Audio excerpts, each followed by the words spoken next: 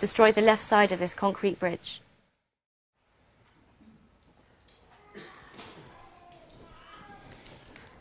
Okay, so hopefully you can see why you might need some people to come into those areas to help. And of course, because they're so remote and so difficult to get to, maybe a plane would help. So today we're going to do just about another plane day. Another day where mission and organisations reach places by plane in the developing world. So, first of all, I need a MAF plane. Have we got a plane and a mechanic?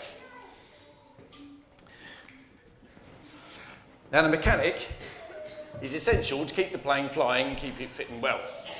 As you can see, this plane probably isn't as fit as well as the normal ones we have. So we have a said plane. We don't use biplanes anymore, just in case any of the older ones you haven't realised that. But here we are. And we have our mechanic. Thank you very much. Now, would you just like to pump the tyres, just check it over? You've got a couple of spanners in there. Just make sure it's all working fine. And I'll tell you a bit more. Right. Now, once we pumped up the tyres and checked it over, we need to fuel the plane up. So here we have a bucket to fuel the plane. Can I just say, for health and safety reasons, don't use a bucket to fuel your car when you go to Tesco's. You won't be very popular. But we can do all that and get the plane all ready. Okay, so now our pilot. Now he's flown for many hours across jungles and mountains, and here he is. He's got his goggles, just like Biggles. He's got the scarf flying out the back. Here he is. And he's now checking the route for the trip, because maybe the sat-nav won't work in Africa that well. So he plans the trip very carefully. Should be just an hour in the plane. And it's a trip to take a Tear Fund person to a remote village so that they can look at what water they need and how best they can provide it. So we have a Tear Fund worker. Have we lost a Tear Fund? Hey, yes. Straight from the middle of Africa. And she will now go in with the plane. And also, on this plane, as they're loading it up, there's also a local pastor. He's so local, he lives up the road, actually. And here we have, yes, it's the very, very Reverend Rodri. And he's going to run some kids' clubs to share stories about Jesus, but also he takes mosquito nets, and he sells those for a small price so that people can use those to stop getting malaria. So you can now pick up your plane. This is going to be the fun bit. And then I'll take your map. Don't worry, it's easy to find your way around Africa.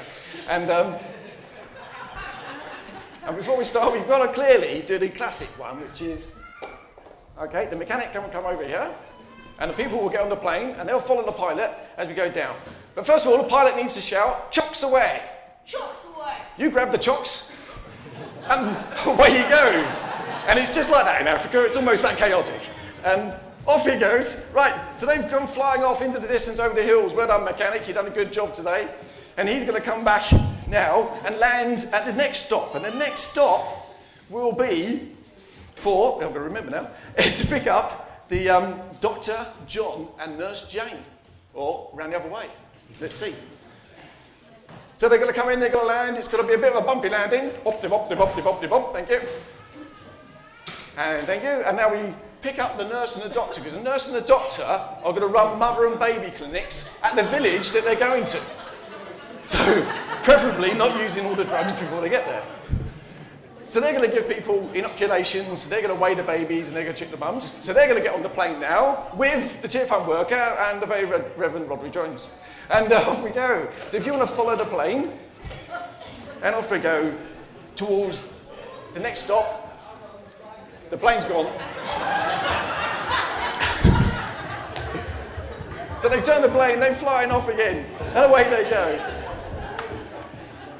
But whilst they're flying, unfortunately, the pilot gets a message on his headphones. Okay, and the message is that there's a woman very unwell. She's a young daughter, and she's very unwell, and she needs to get to a hospital. So when they land, they're going to have to quickly find her and see if she can be all right. It's very hard to tell which one's the daughter sometimes in Africa.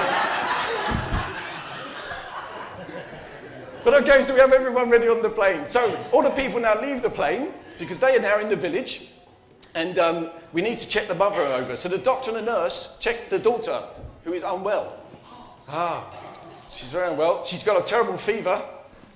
got terrible fever, and I think you'd agree she's looking pretty rough. And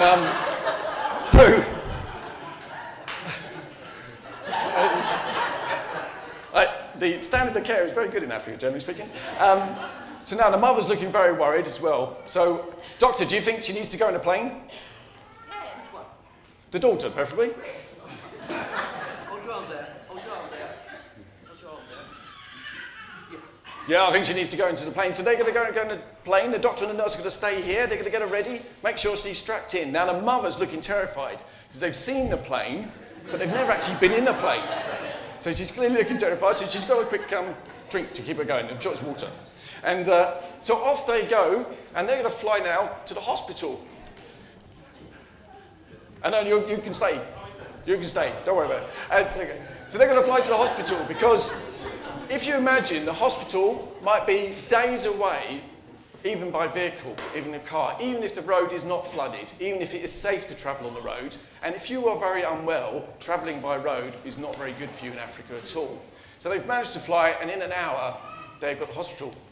Meanwhile, our people here actually have all, as they come back to land, I should say, as they come back to land, there's a bit of a problem. So you guys can go to stage left. Thank you very much. Well done. As they come to land, there's a bit of a problem. You're going to have to fly past because there's lots of animals on the airstrip. So you're going to fly around, keep flying. Off you go, pilots. You can keep flying because what have you got here? We've got a monkey. He's a little monkey. You've got a giraffe. We don't normally get giraffes and monkeys, but hey, you know, we get cows, though, coming on the airfield. So sometimes the villagers have to scare the cows and all the animals off. Not too scary now, please. So if you whoosh them off, and they can all go and sit over here in the grass, safely away from the airstrip. So we've got to now whoosh them off. And it is just like this, trying to whoosh people off the airstrip. And the plane has gone round, it's buzzed the airstrip to try and tell people it needs to land before it can actually bring everyone down. Thank you. And so now the plane can land safely on the airstrip. And so what we've achieved today is we've managed to take the mother and the daughter to a hospital, which would never have happened otherwise, to get the treatment and the operation they need, and she'll recover, and the mother will be able to look after her. We've been able to take the Tear Fund worker to make sure that there's got to be long-term better water so people don't get so sick, and she's been able to go there. The Reverend Rodri has been able to give out some mosquito nets, and he's been able to tell all the kids about the stories of Jesus as well, and that will stop people getting malaria and also give them the hope of the gospel as well.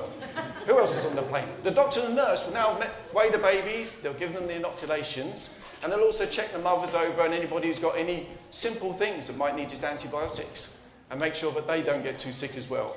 And then the plane would pick them all up and take them all off again. But I think we can safely say that that would have happened. So can I just say thank you very much. A round of applause to these guys. Thank you.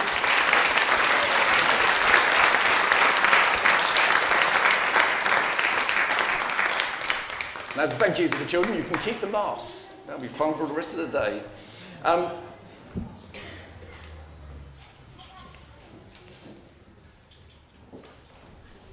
I think the important thing for me is that even though each year MAF, who run those airplanes in the areas of the developing world, have a day of prayer, it's very much about the fact that it's all about all the organisations that we take.